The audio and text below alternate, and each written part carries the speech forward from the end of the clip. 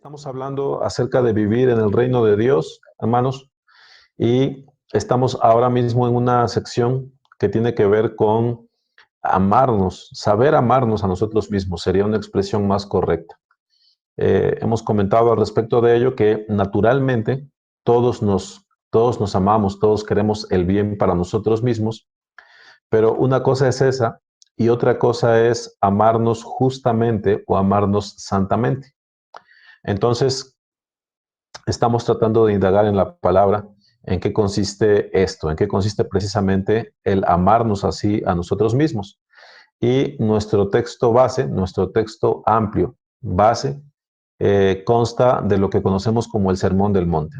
Entonces, si el Señor nos presta tiempo, podremos indagar cómo amarnos a nosotros mismos, cómo amar a nuestro prójimo y cómo amar a nuestro Dios y Señor, cómo amarle santamente, cómo amarle correctamente.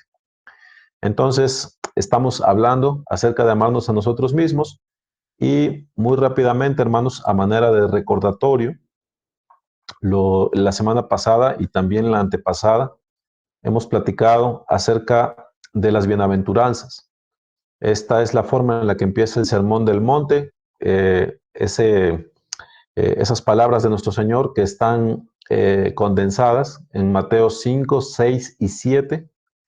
Y este sermón empieza precisamente con las bienaventuranzas. Ahora, más allá de solo aumentar nuestro conocimiento, hermanos, eh, al meditar en la palabra bienaventurado, los creyentes nos podemos ayudar a trazar de una mejor manera la fe y la vida que se desprende de la fe. Entonces, no es meramente la hermanos para que sepamos más cosas, sino que realmente al entender nosotros la palabra bienaventuranza, su significado, sus implicaciones, de verdad podemos trazar de mejor manera lo que es la fe y la vida, toda la vida que se desprende de ella. Entonces, la palabra bienaventurado, hemos mencionado la semana anterior, implica una travesía, hermanos, con un final dichoso. ¿Sí? Si ustedes recuerdan, es una travesía, un aventurarse, pero con un final dichoso. Implica el transitar en el mundo, hermanos, rumbo a la patria celestial. Por supuesto, estamos hablando de una manera figurada, porque no hablamos de un peregrinar en el sentido de trasladarnos, caminar o tomar un barco, no lo sé. Es transitar en el mundo rumbo a la patria celestial, pero en ese transitar, hemos comentado, no estamos exentos de pruebas y dificultades. Ahora, las bienaventuranzas son un llamado a expresar virtud a pesar de nuestra carne y en medio de un mundo que nos es antagónico. Mas esto no es simplemente porque sí, es decir, los creyentes no salimos del mundo simplemente porque sí, hermanos, sino por haber creído el anuncio de la palabra de Dios. Es decir, la razón de abrazar la virtud, a pesar de que es difícil, a pesar de que se nos opone el mundo y se nos opone la carne, hermanos, es porque hemos recibido, hemos creído al anuncio de la palabra de Dios. Eso es lo que le da sentido a todas estas cosas. Abrazar las bienaventuranzas, hermanos, implica esforzarse en el espíritu, implica sujetar la carne y implica un padecimiento en el siglo presente. Ahora, no debemos tomar a la ligera, hermanos, las palabras anteriores, llamando esfuerzo a cualquier cosa, hermanos, llamando mortificación de la carne a cualquier cosa o llamando padecimiento a cualquier cosa.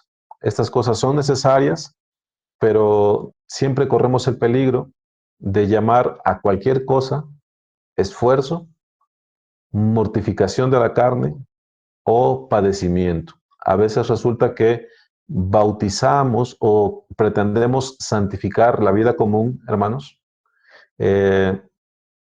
simplemente porque esto va bien con el discurso va bien, con lo que debería ser, hermanos, pero debemos cuidarnos. No debemos llamar a cualquier cosa esfuerzo o esforzarnos por el Señor. No debemos llamar a cualquier cosa mortificación de la carne y tampoco debemos llamar a cualquier cosa padecimiento cristiano. ¿Sí, mis hermanos?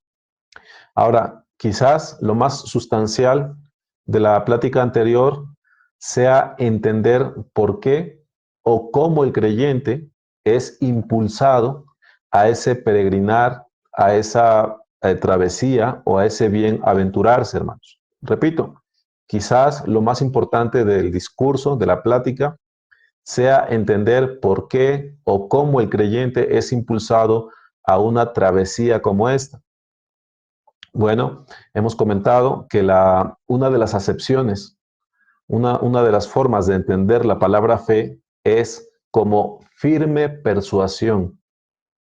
Es decir, los hombres, los creyentes, son convencidos por la palabra del Evangelio y entonces es que se desprenden de la vida común, de la vida en la carne y se extienden hacia la vida en Cristo.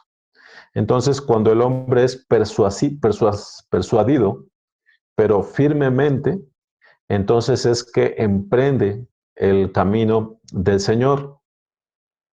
Esto significa que la verdad que se recibe por el testimonio de la palabra, del Evangelio, persuade, convence al hombre, hermanos, entre otras cosas, de nuestra propia maldad y pecado.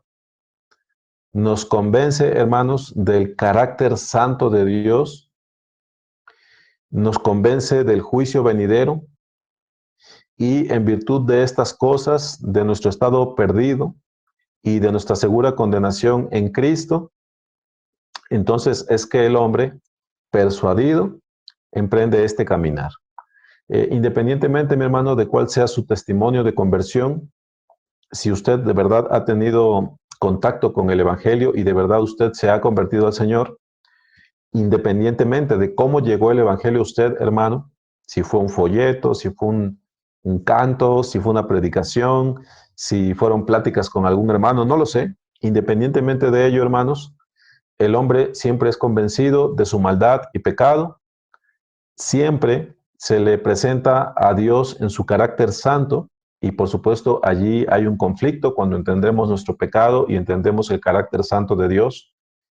Eh, Viene a colación el juicio venidero, hermanos, que es la consecuencia, pues, o lo que, el momento, el lugar, el momento donde nuestros pecados serán exhibidos o donde se nos sentenciará acerca de nuestros pecados. Y bueno, al conjugar esas cosas, el hombre reconoce su estado perdido y su segura condenación sin Cristo. Entonces, viene esta firme persuasión, independientemente de cómo haya llegado a usted, hermano, viene esta firme persuasión y el hombre que cree estas cosas por la fe se aventura bien. Sale del mundo, es una expresión figurada, hermano, sale del mundo, se agrega, Dios le agrega a su pueblo, hermanos, viene pues a la asamblea de la iglesia y entonces empezamos nuestras vivencias en Cristo. Atendemos al llamado de Dios y nos extendemos hacia las promesas. Está el punto de partida, está el final dichoso que se promete, pero en medio de estas cosas, mis hermanos, están las pruebas, están las persecuciones, está la lucha con el pecado, está la santificación a la que nos somete nuestro Señor. Están una serie de cosas, hermanos, que el creyente padece, soporta, goza, pruebas por las cuales pasa, etcétera. Y en ese sentido, podemos decir, el hombre de fe es bienaventurado, ¿sí? Entonces, nuevamente, hermanos, tengamos cuidado con trivializar términos como fe. No es el mero entendimiento, la fe no se refiere al mero conocimiento de las doctrinas cristianas, hermanos.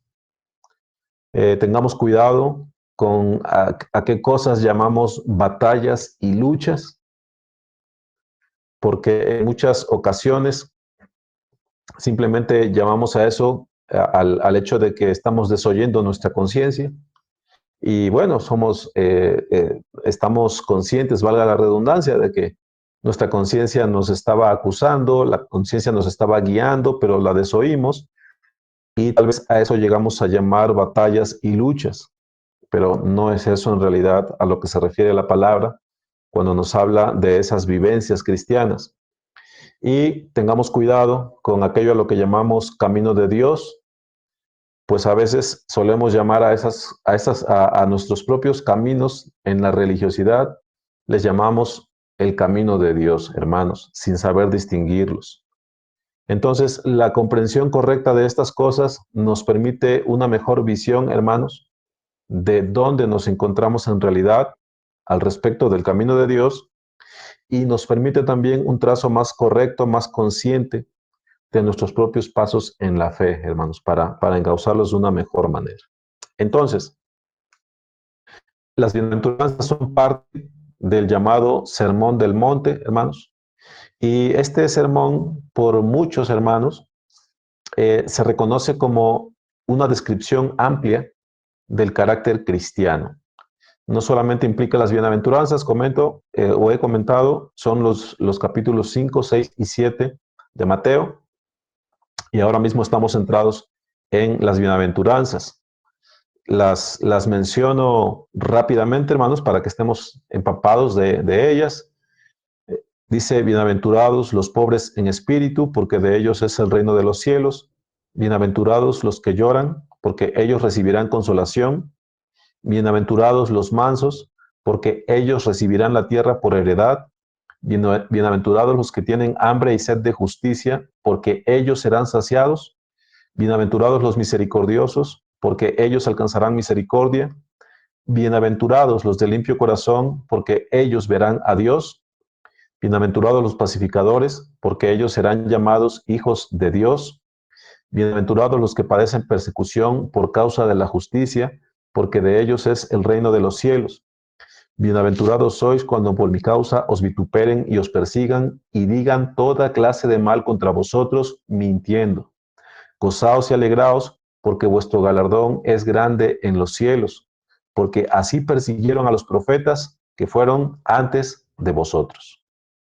Entonces, hermanos, en el resto del tiempo vamos a hablar acerca de los pobres en espíritu. Yo ya había tocado este tema, aunque fue de una manera un tanto rápida. Ahora mismo quisiera retomarlo o plantearlo, hermanos, con un poco más de detalle. Así que me voy a sujetar al texto que tengo aquí, hermanos. Yo espero que sean ideas claras para que podamos afianzar el entendimiento de lo que es un pobre en espíritu. Bueno, primeramente, hermanos, quisiera mencionar las dificultades de la expresión, y es que el pobre, la palabra pobre, hermanos, no la conocemos propiamente como una mala palabra, pero su significado de escaso o insuficiente siempre es usada por nosotros en una connotación negativa o desfavorable. Algunos ejemplos de ese uso, podemos decir de alguien que está discutiendo, debatiendo, podemos decir que sus argumentos fueron muy pobres, y no voy a mencionar el uso más común que tiene que ver con la carencia de bienes económicos. Otra forma de utilizar la palabra pobre es hablando del mundo laboral.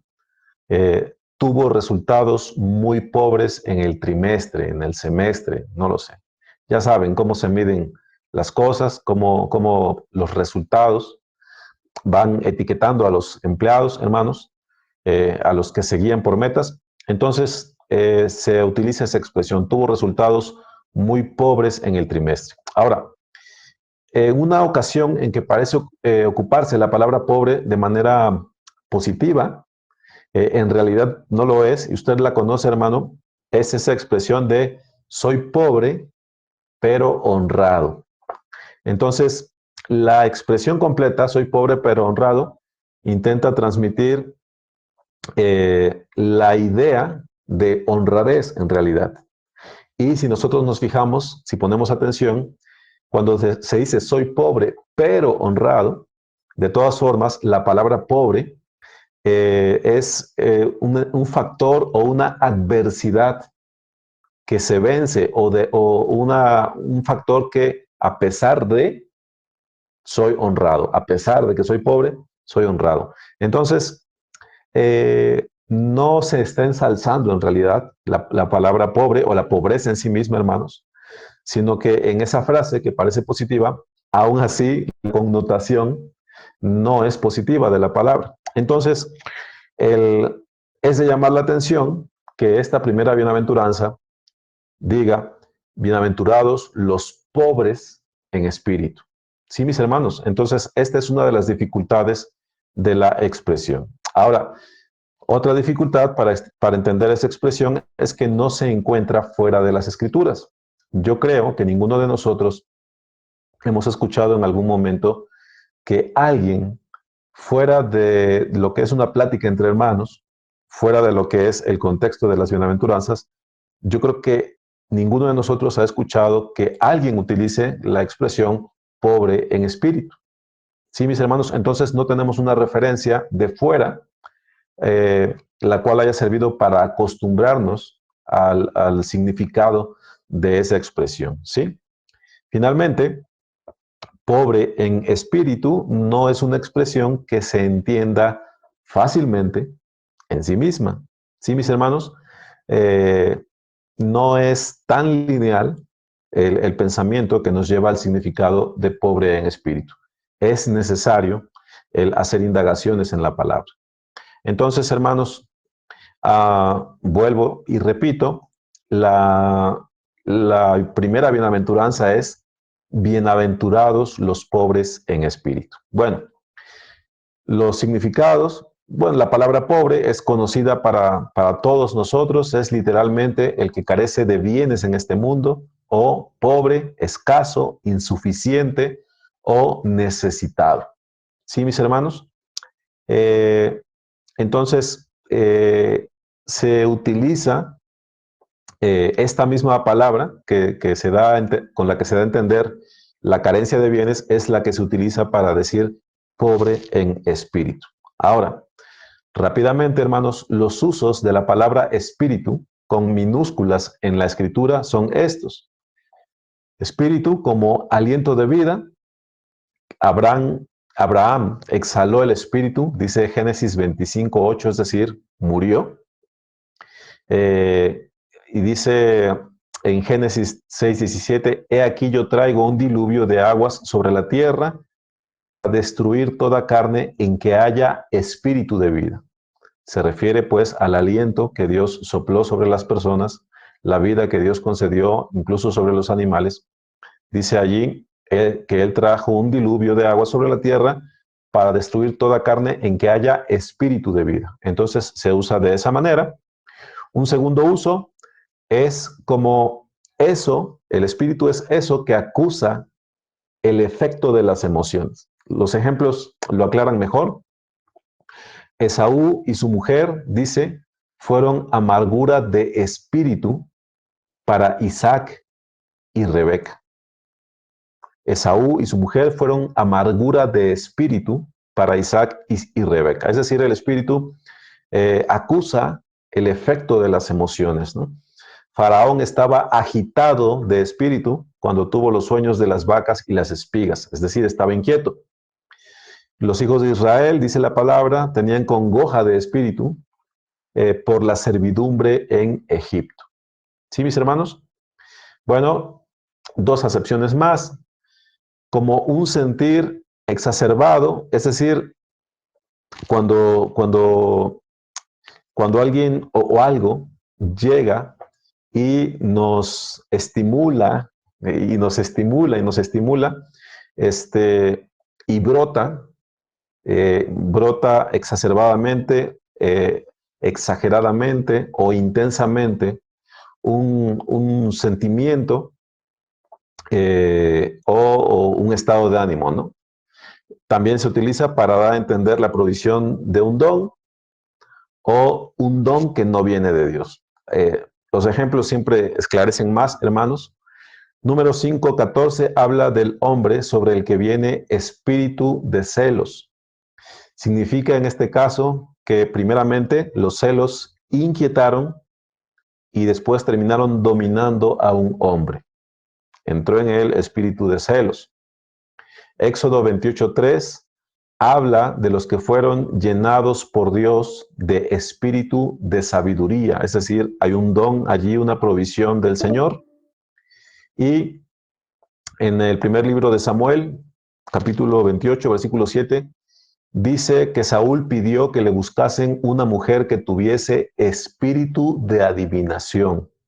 Es decir, ese influjo o esto pues no provenía de Dios, provenía de cualquier otro lado, pero no provenía de Dios. Y Saúl pidió que le buscasen una mujer que tuviese espíritu de adivinación. Bueno, la última acepción, hermanos, y es en la que nos vamos a detener ya brevemente, como espíritu se utiliza como rasgo, cualidad o impulso que da forma al carácter. Espíritu en la Biblia se utiliza como rasgo, cualidad o impulso que da forma al carácter. Y vino todo varón a quien su corazón estimuló y todo aquel a quien su espíritu le dio voluntad. Es Éxodo 35:21. Pero a mi siervo Caleb, por cuanto hubo en él otro espíritu y decidió ir en pos de mí, yo le meteré en la tierra donde entró. Aquí se utiliza la palabra espíritu como rasgo, cualidad o el impulso que da forma al carácter. ¿Sí, mis hermanos? Entonces, con esta última acepción es que se vincula la expresión pobre de espíritu. Ahora, aunque todavía debo demostrarlo, hermanos, me anticipo a afirmar las conclusiones.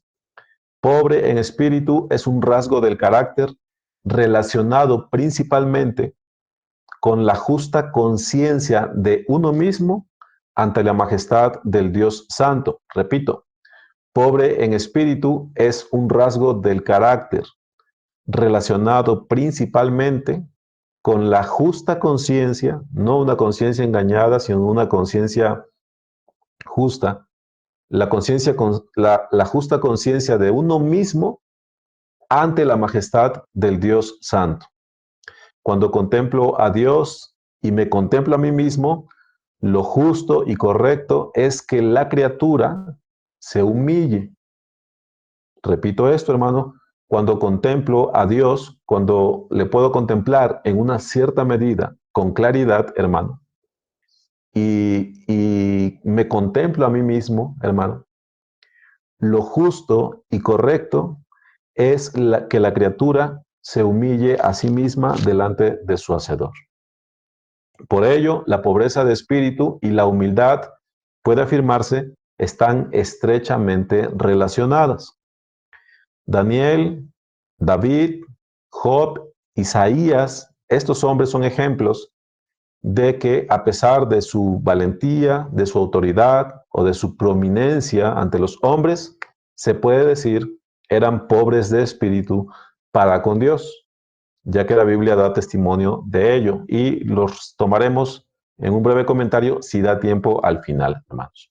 Bueno, en un ejercicio de concordancia, y yo les recomiendo, hermanos, esto, aprovecho el momento para comentarles, personalmente hablando, me parece que una de las mejores maneras cuando, cuando abordamos una cuestión acerca de la cual queremos indagar, hermanos, una de las mejores maneras de hacerlo es mediante un simple ejercicio de concordancia. Es decir, si yo busco la palabra, frase o ideas que están relacionadas, hermanos, generalmente, en un alto porcentaje, voy a salir con ideas más claras. Voy a ser edificado por la consistencia que la palabra tiene. Entonces, si yo hago un ejercicio de concordancia con la palabra espíritu, hermano, bueno, somos llevados de la mano para entender. Por supuesto, habrá que discernir, que distinguir entre ciertas citas, porque nos va a dar mucha, la concordancia, nos van a dar muchas citas, pero si nosotros podemos hacer esa depuración, hermanos, sí podremos ser guiados a un mejor entendimiento. Bueno, el Salmo 34:18 dice, cercano está Jehová a los quebrantados de corazón y salva a los contritos de espíritu. Este salmo particularmente está hablando de aflicciones y quebrantamiento.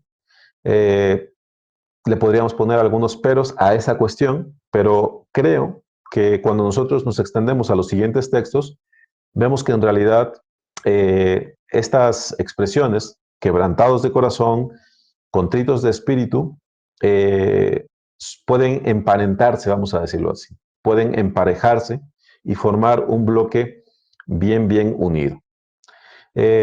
Tal vez, hermano, a usted no le ha acontecido que haya ido a un lugar sin tener el dinero suficiente para hacer su compra. Tal vez no le haya acontecido, pero tal vez usted sí haya tenido contacto con alguien que no tiene con qué comprar lo que necesita. Entonces, si esta persona que se acerca sin lo suficiente para comprar, si esta persona se acerca con humildad, tal vez usted coincida conmigo en que tendrá mejores posibilidades de hallar favor en aquel que puede ayudarle.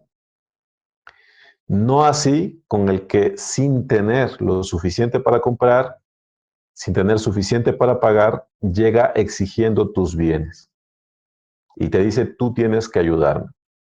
Entonces, dice, cercano está Jehová a los quebrantados de corazón y salva a los contritos de espíritu. Sigo adelante, hermanos, y espero que las citas que voy a traer a colación vayan perfilándonos.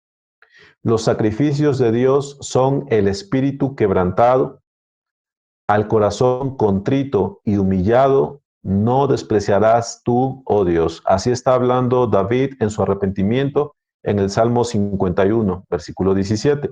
Los sacrificios de Dios son el espíritu quebrantado, al corazón contrito y humillado, no despreciarás tú, oh Dios. Isaías 57:15. Porque así dijo el alto y sublime, el que habita la eternidad y cuyo nombre es el Santo. Yo habito en la altura y la santidad y con el quebrantado y humilde de espíritu, para hacer vivir el espíritu de los humildes y para vivificar el corazón de los quebrantados. Ahora mire, esta sería la cita que más coincide con la bienaventuranza. Isaías 66:2, está hablando el Señor de sus portentos en la creación. Dice, mi mano hizo todas estas cosas, y así todas estas cosas fueron, dice Jehová. Tenemos que entender de dónde está partiendo esta expresión. Mi mano hizo todas estas cosas, hablando de las estrellas, de las galaxias. Mi mano hizo todas estas cosas, y así todas estas cosas fueron, dice Jehová. Pero partiendo de esa grandeza, pero miraré a aquel que es pobre y humilde de espíritu y que tiembla a mi palabra.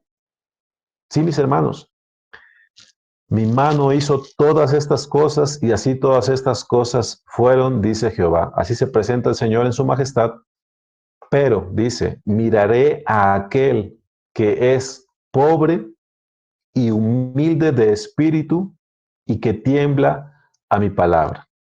Sí, mis hermanos, entonces en este verso, Isaías nos da testimonio de la grandeza de Dios desde la perspectiva de su poder creador, y sin embargo, Dios, que es poderoso y soberano, mirará a aquel que es pobre y humilde de espíritu y que tiembla a su palabra. Estos términos, hermanos, están hermanados. Eh, estos términos son pares, se puede decir. Pertenecen, pues, a una misma descripción, por supuesto, con sus acepciones, pero en este contexto es que tenemos que entender al pobre de espíritu. Cuando se habla de pobreza de espíritu, hermanos, no estamos tratando de dar a entender que Dios dio medio espíritu o un tercio de espíritu a la persona. No estamos hablando de ello, hermanos. El pobre de espíritu siempre se entenderá a la luz de cómo el hombre se percibe a sí mismo delante de Dios. ¿Sí? Ese es el pobre de espíritu. Particularmente hablando, la humildad, por supuesto, se puede expresar para con Dios, pero también para con los hombres. Dice, repito el texto, miraré a aquel que es pobre y humilde de espíritu y que tiembla a mi palabra, dice el Señor. Un comentario que tal vez les sirva es la distinción entre humilde y humillar. Muy rápidamente, hermanos. Si nosotros contamos con un diccionario que indague en el significado de las palabras o en la etimología de las palabras, nosotros encontramos que el humilde es el que permanece bajo. Es básicamente lo que nos da a entender. Humilde es el que permanece bajo. Pero fíjese, hermano, que humillar tiene una explicación bien interesante. Humillar literalmente, si nos vamos a cómo se usa esta palabra en la Biblia, humillar tiene que ver con hacer bajar de los montes. Es así como se explica. Ahora, eh, ¿qué tiene que ver esto, hermanos? Cuando se habla, por ejemplo, de la rebelión de Satanás, hermanos, él dice la palabra que lo que intentó es poner su propio trono allí, cerca o junto al trono de Dios. Es lo que Satanás pretendía en su corazón. Ahora, lo que dice la palabra cuando Dios consideró a Satanás es que lo echó de los cielos, pero lo que hizo el Señor fue humillarlo y lo echó abajo a los abismos, lo hizo descender. ¿Cuál es la diferencia entre el humilde y el humillado? El humilde, hermanos, por sí mismo, permanece bajo. Y el que es humillado no permanece bajo por sí mismo, sino que es obligado a descender. ¿Sí, mis hermanos? Entonces hay una diferencia sustancial, pero es una diferencia que si la entendemos nos ilustra mucho acerca de lo que es la humildad y acerca de lo que es, en contraste, el ser humillado. Para ser humillado es necesario ser altivo. Entonces, hermanos, se pone el ejemplo, diría yo, el ejemplo por excelencia del que fue altivo o del que es altivo, Satanás, hermanos, y vemos cómo éste fue humillado. Y finalmente la sentencia de Dios sobre Satanás es que éste, que pretendió poner su trono junto al trono de Dios, hermanos, es que, dice la palabra, para siempre dejarás de ser. Lo echa, pues, lo echa a los abismos y queda él de esa manera humillado. ¿Sí? Bueno, hermanos, bueno, no pretendí dar como tal una definición de, de humilde, de espíritu, hermanos, pero me parece que los textos sí nos llevan a un pensamiento más concreto de lo que es esto. Hablábamos acerca de humilde en comparación o en contraste con humillar. Y hay algo bien interesante, les decía yo, en las cuestiones de los conceptos. Yo no sé griego, hermanos, recurro a un archivo que nos compartió el hermano del diccionario Vine o Vine, siempre ha tenido esa duda. Entonces, allí se nos habla del humilde como aquel que voluntariamente permanece bajo. Podríamos decir que con un perfil bajo, es alguien no alzado, no altivo, es alguien, el humilde, que por sí mismo él se sujeta para permanecer bajo, ¿no? Y decía yo que se ilustra mucho o nos instruye mucho el, el contrastarlo con la palabra humillar. Humillar tiene que ver con alguien que es obligado a bajar de lo alto. El diccionario literalmente dice hacer bajar de los montes, hacer bajar a alguien de un lugar encumbrado, pues. Entonces, el que es humillado, lo que decía de esto es, el que es humillado lo es porque no lo hace, no baja por su propia voluntad, sino que es obligado por una fuerza mayor a ocupar un plano más bajo, ¿sí? Pero el que es humilde es aquel que por su propia mano, por su propia voluntad, permanece bajo. Ahora, si se diera el caso, el Señor dice, si Él hace ese juicio y nosotros nos hemos hecho humildes, si nosotros hemos permanecido bajos, Él nos enaltecerá. Si el Señor así lo considera, hermanos, Él nos llamará, pues, a que estemos junto a Él. Pero aquel que se humilla a sí mismo, dice la palabra, será enaltecido. Pero aquel que es humillado por otro, aquel que es obligado a bajar por otro, hermanos, bueno, ese no tiene esa esperanza, ese no es humilde. Y entonces ese va a ser dejado allí. Entonces daba yo el ejemplo de Satanás, quien pretendió poner su trono en aquellos montes, junto al trono de Dios. Entonces él, como el altivo de los altivos, hermanos, fue humillado por Dios. Fue echado, dice en un texto que no tengo aquí anotado, fue echado a los abismos, fue de esa manera humillado, fue hecho o fue descendido a fuerza, vamos a decirlo así, y el Señor dio sentencia, una sentencia que se cumplirá. Dice, y para siempre dejarás de ser. Entonces, es, es un ejemplo por excelencia, hermanos, de uno que tuvo que ser humillado, a diferencia del humilde que se mantiene bajo, ya sea delante de Dios y también puede ser humilde para con los hombres. No vamos a hablar de eso en este momento, pero es lo que hemos comentado. Entonces, hermanos, quiero terminar con esto. Lucas 18, del 9 al 14, nos habla de dos hombres que subieron al templo a orar. Uno de ellos era fariseo y el otro publicano. El fariseo, puesto en pie, dice que oraba consigo mismo de esta manera, es decir, su oración no subía a Dios.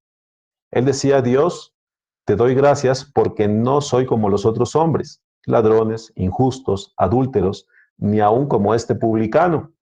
Ayuno 2 veces a la semana, doy diezmos de todo lo que gano.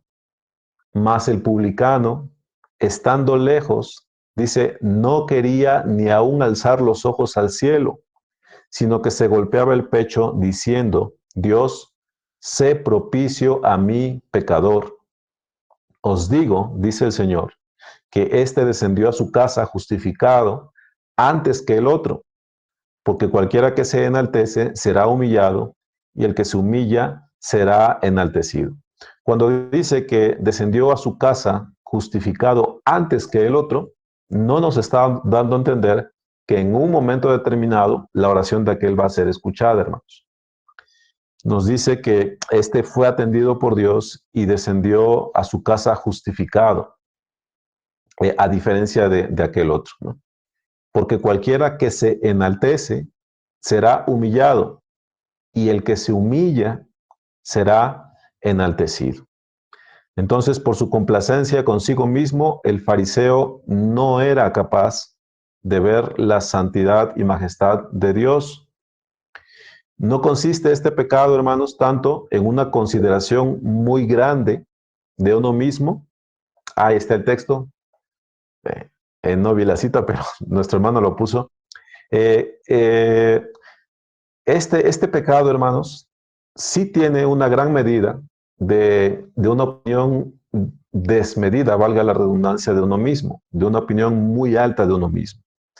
Pero el pecado en el fondo, hermanos, el pecado de la altivez, tiene que ver más bien con un entendimiento erróneo o pobre de Dios. ¿Por qué, hermanos?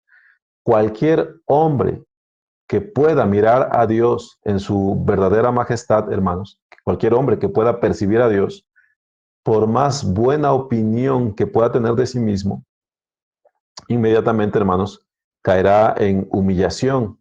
Entonces, por supuesto, el pecado es complejo, no es simplemente de un solo matiz.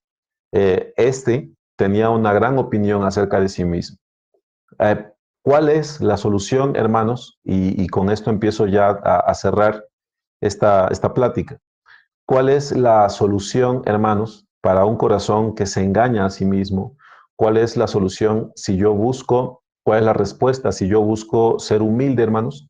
Bueno, la solución, la respuesta es esforzarse en la contemplación de Dios, intimar con Él, buscarle en la palabra, indagar para que nuestra visión acerca de Dios se amplíe. Si nosotros hacemos eso, hermanos, eh, automáticamente nos vamos ubicando nosotros en nuestro justo lugar. Si nosotros vamos enriqueciendo nuestro entendimiento acerca de Dios y de su majestad, entonces automáticamente vamos tomando un mejor entendimiento de nosotros mismos, un justo entendimiento de nosotros mismos, y entonces viene la pobreza de espíritu en ese sentido, es decir, delante de Dios yo no voy a llegar con altivez.